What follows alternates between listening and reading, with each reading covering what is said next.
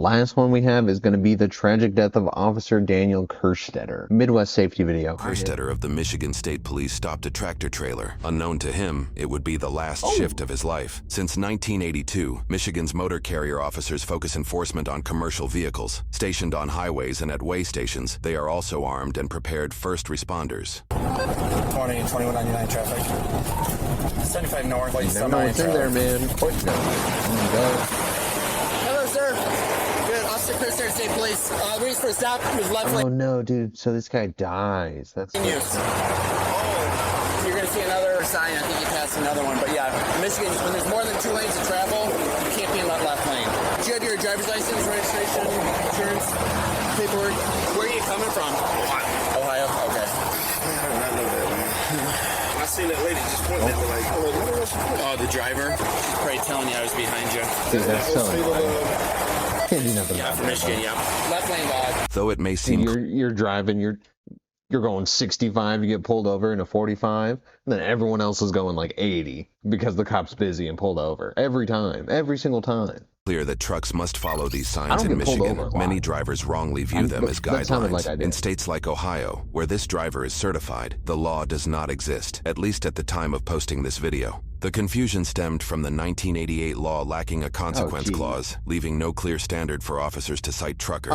In 2021, the law was amended to classify the action as a civil violation, giving officers authority to stop and cite drivers. Despite the change, lawmakers and news reports through 2025 still indicate police cannot yet enforce the rule. Months after this very incident, Representative William Bruck explained why he is amending the law again in Michigan. We've all faced the frustrations of driving on the freeways, and especially when there's heavier vehicles that are just in front of you. And so for this bill, it simply says that if there's a freeway, limited access freeway, 3 lanes or more, that left lane is restricted from heavy truck traffic. Representative Bruck's amendment likely that's actually fair. That's actually a really good. I didn't know there was anything like that. I had no idea. Aims to use clearer language by defining exactly what drivers cannot do, rather than stating what they are allowed to do. Instead of requiring trucks to stay in the right 2 lanes, it now explicitly bans them from the leftmost lane, which has the possibly unintended effect of permitting truckers to use more lanes. And I have to give a lot of credit to MDOT. Gave us a lot of help and assistance in making this bill, as well as the MSP and their direction and getting their neutrality, I should say, on this. Currently, our state law, there's many signs. You see signs that say truck traffic, right 2 lanes, but there's no mechanism within our state law that allows them to actually enforce that. You're like the 3rd guy this week that did that, yeah. where's that? You're going to see them. Yeah, they're on the right side. It'll say trucks use left 2 lanes. Officer Kerstetter proceeds to conduct what appears to be a level 1 inspection, the most intense inspection a motor carrier officer can do. After inspecting the truck, its cargo and paperwork, Officer Kerstetter returns to his vehicle. Over 40 minutes have passed, and in that time, 4 large trucks have illegally used the left lane, about 1 every 10 minutes, a rate state police aim to reduce through stops like this. Unfortunately, Officer Kerstetter does not see what happens next.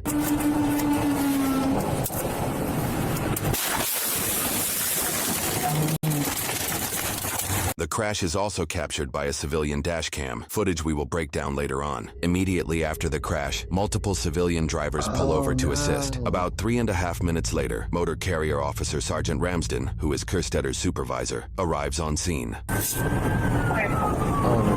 sad, dude. Left or right shoulder? We're trying to find it on camera. I don't know if I didn't it's even get there. We're firing EMS on the way. We constantly have an unconscious officer out there and another caller saying someone's having a seizure. Right shoulder, gonna have both lanes, middle and right.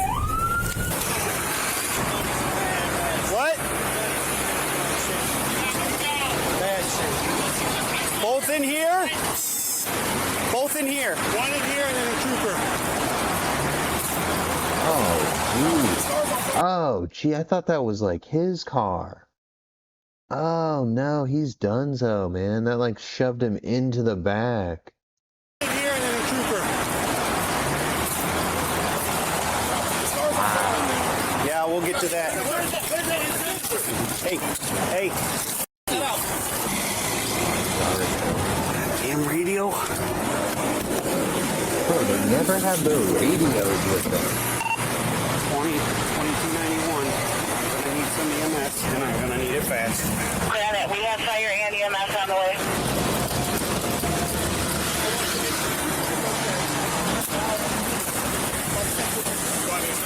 Don't touch her.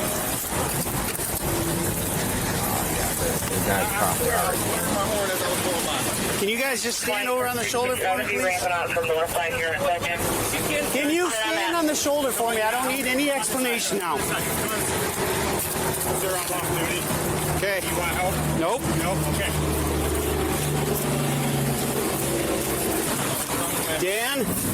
Dan, can you hear me? Dan, look at me. Dan?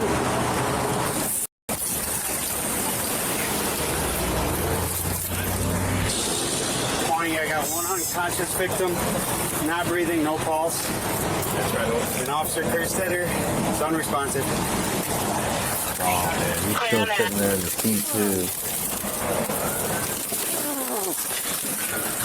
Dan. Dan, look at me. Can you hear me? I'm going to tilt your head up, okay, buddy? For the next several minutes, Sergeant Ramsden continues to communicate with Kerstetter, who is breathing but unresponsive. Stay with me, bud. Stay with me. What do you need? I need EMS. I'm just holding C-spine. No. Me, bud. Hey, there's someone in this town. There's no pulse. 21, you put me wrong that yeah, way. dude, she's probably gone, too. I mean, that...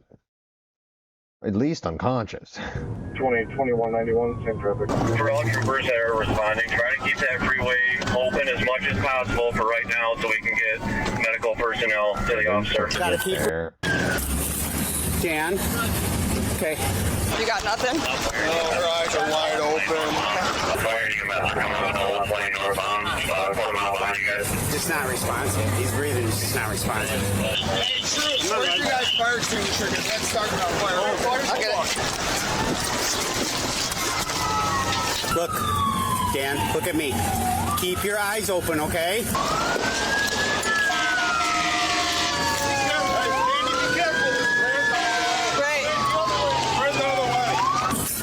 Somebody fan that away. Hey, where's all the way? Emergency medical services arrives roughly 11 minutes after the crash. Seriously? All right, we gotta stop at the fire extinguisher for a minute. He can't breathe. No pulse, not breathing. He's still breathing, unresponsive. Can't get him out. Kerstetter, come on, buddy.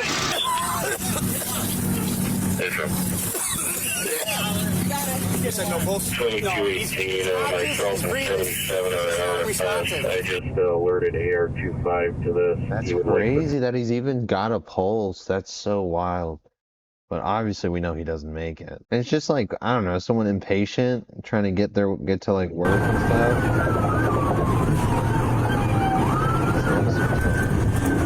They're just trying to get there.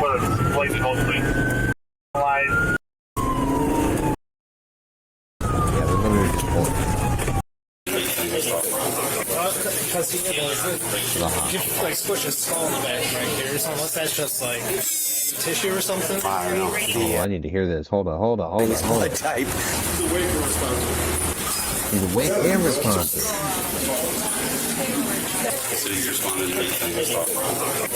Because he like squish his skull in the back right here, so unless that's just like tissue or something. The rear of his patrol car was right behind his head, so. Despite early hopes, Officer Daniel Kerstetter passed away 2 days later after his family chose to end life support and donate his organs. Reports show the woman in the white SUV likely had a seizure before the crash and died on impact. The driver was on a video call at the time with her phone mounted. Through the call, her friend witnessed her eyes roll back before she began shaking and crashed. The friend ended the call, dialed 911, and then contacted the woman's husband, who later arrived at the scene. Her husband's on his way here from Southgate, trying to get through all this traffic. I don't know if you guys want. I don't know what he's driving. I don't know if he's going to try to flip around and hop the wall or whatnot. Southgate has him stopped? Southgate PD's got it directed. Okay. I know. I'm gonna talk to you, okay? But I want you to take a deep breath first. In short, police reports indicate the at-fault driver's husband noted she was on some sort of medication, though details remain private. So, what I'm gonna do is I actually want you to go to the hospital so that you can speak with my officers directly that are there, okay? I'm gonna preface this with drive safely. The woman did not survive the crash. A blood test showed no alcohol or drugs, and her identity has not been released. Dashcam footage collected post-incident shows a white SUV driving erratically for about 40 seconds before crashing into the cruiser.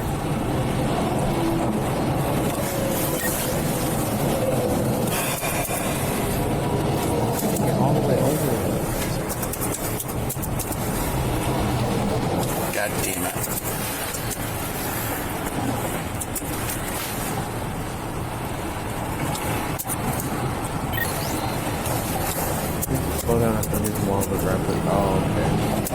Oh no, she was like super seasoned out right there, I guess. Oh my goodness, he doesn't even know, he doesn't see it coming.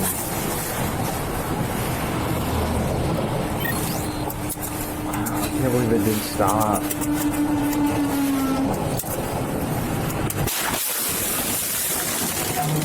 Oh, and that's the Crash reports say the SUV was going about 90 miles per hour. On impact, witnesses saw the vehicle lift off the ground. In the end, it was deemed an accident of unfortunate circumstances, and no criminal charges will be filed. Herstetter's funeral revealed more details about his life, family, and dedication. Ah, dude, that's so incredibly sad, bro. We gotta like that for the officer, you know? I mean, that he didn't do anything wrong. Well, we don't know. We don't think he did anything wrong. I'm sorry, I didn't need to root it like that. Thanks, guys. That's gonna be the last one tonight. I hope you guys have a good night and a good day tomorrow. Goodbye.